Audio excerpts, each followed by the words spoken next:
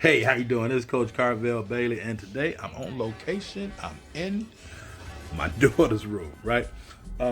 So, but in today's lesson, I should have made this video a couple days ago. I didn't, but I still want to give you this information, right? I call myself a basketball scholar, a basketball enthusiast, right? A student of the game, as well as a basketball expert. So a lot of times I don't really get into the Michael Jordan, LeBron James debates issues. At some point, sooner than later, I'm gonna do a full workshop or a webinar, really break it down because I want people to understand it, right? I just think that we should be able to talk about other things than just who's better, right? Can you, like, if you pick that side, can we talk about it and can we make it make sense? So I don't really get into a lot of that, but here's what I want to talk about today, right? I want to talk about Game 5, and people talked a lot about Game 5. It's a lot of things that happen in the last minute of Game 5 that people really need to pay attention to. All right. So we talked, right? People focus on Danny Green missing that shot. But I wanted to ask you this question. Danny Green went to North Carolina. You've been following him for a long time, not just with the Spurs, not just with the Raptors, right? But I've been Danny Green, like North Carolina College. When has Danny Green been a three-point shooter from the top of the key?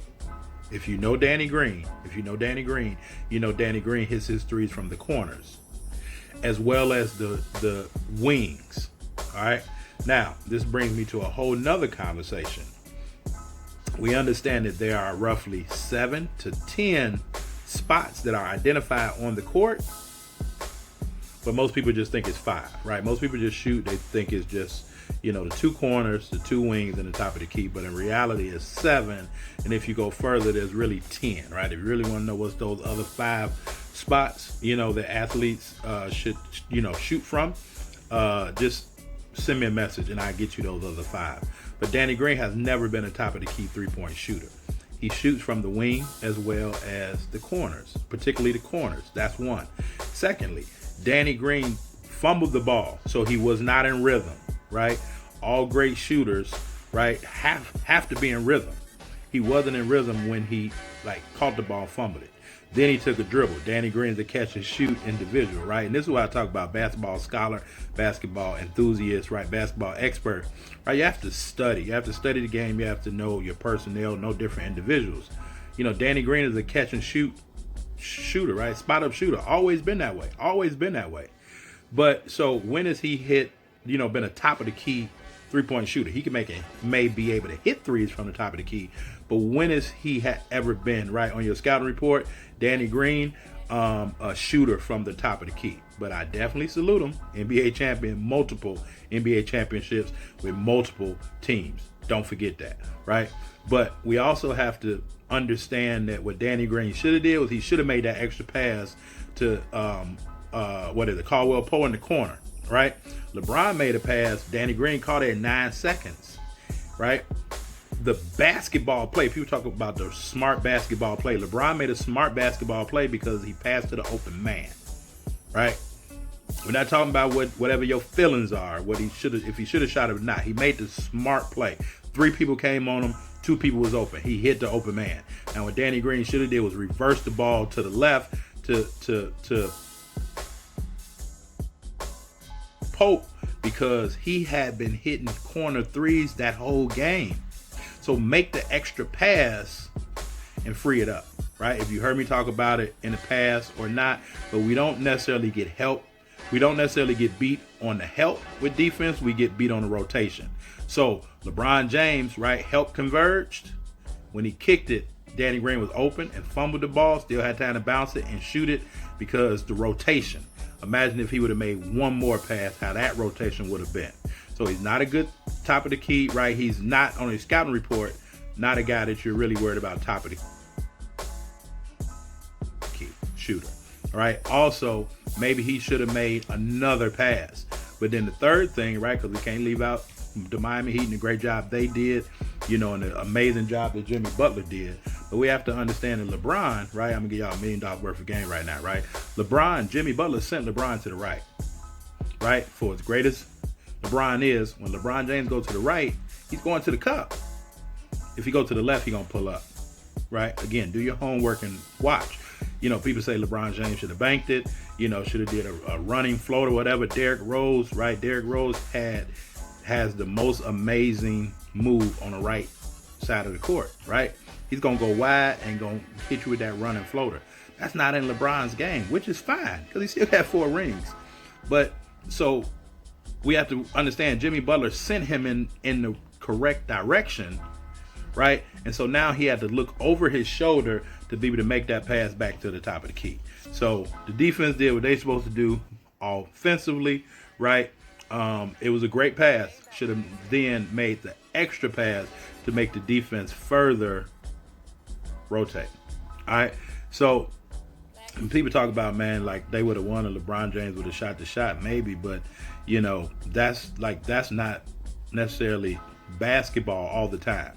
You may want to shoot those shots, and everybody is not capable, right? It's not in everybody's DNA to be that type of person. This is what I'm gonna talk about when I had this workshop or this webinar, really breaking down LeBron James' behavioral patterns and behavioral preferences, right? As well as his communication, ways in which he likes to communicate with his teammates, right? Totally different from Michael Jordan. So that's why we got to stop comparing them, because like their games are totally different, right? So they sent him to the right. He made the pass. Danny Green missed the shot. Should have made the extra pass, right?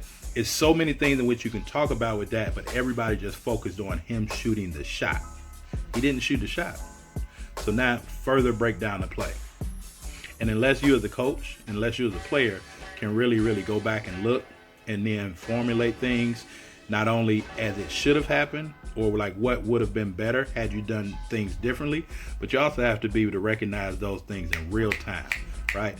And if you're not a student of the game, if you're not mentally aware and understanding the game more than just like putting the ball into the basket, you may not fully understand things as well as you could, right? And you may not reach your full potential, coaching, playing, whatever it may be, right? If you're a spectator, that's cool. Keep going, keep arguing with, whoever, keep, debating about Michael Jordan, LeBron James. But this video was for those people that really want to dig deeper and learn more about basketball, understand more about basketball, and become like a strategist when it comes to this game. And once you understand the game, then you'll understand, life a little bit better as well, how they correlate with each other. So I just wanted to drop this on y'all. I'm just tired of everybody, comparing the two. I'm a rock with Jordan to the end, but that doesn't mean that LeBron James should not be celebrated. But I just hate when people like just dump it on him. Man, Jordan would have did this, or man, he should have did that. Like, that wasn't what the game called for at that particular time, right? And so instead of putting all the blame and the onus on him, what about what could have been done to make it better? So I hope this understand, right? Like, top of the key shooter, know where your personnel is good at. But then you also have to know personally what you're not good at, even though Danny Green's an amazing shooter, but Danny Green should have known better than to shoot that shot. Even after the bobble, swing the damn ball and let's get an even better shot. Right? So, but my athletes and my coaches definitely go back and check out Game 5 of the NBA Finals again and watch it with a pen and paper and take notes. All right, so that's it. Just wanted to give y'all this video. If you like more training like this, go subscribe to my YouTube channel at Coach Carvel Bailey. Push that button, subscribe, get notified, right away when I drop new videos, because I don't always, post everything on other sites, but they do all go to the YouTube. Also, if you have a struggling or unrecruited, under-recruited student athlete and they really need to develop and get better mentally and understand what to do along this recruiting process to be able to get recruited, get noticed by the right school for them, then go check out my free case study video at b2bsdhoopsmastery.com. And then if you want my help with anything, just reach out to me. And we'll see if it's a good fit for us to work together. All right. But again, it's more than 5 spots on the court. It's more than 2 corners, 2 wings, 1 top of the key. If you want to know the other 5, just shoot me an email. Just send me a direct message or something. And I can get those other 5 to you, because believe you me, if you're an athlete or if you're a parent, your athlete definitely needs to know that, all right, to make the game easier for them. Coach Carvel Bailey, peace, y'all.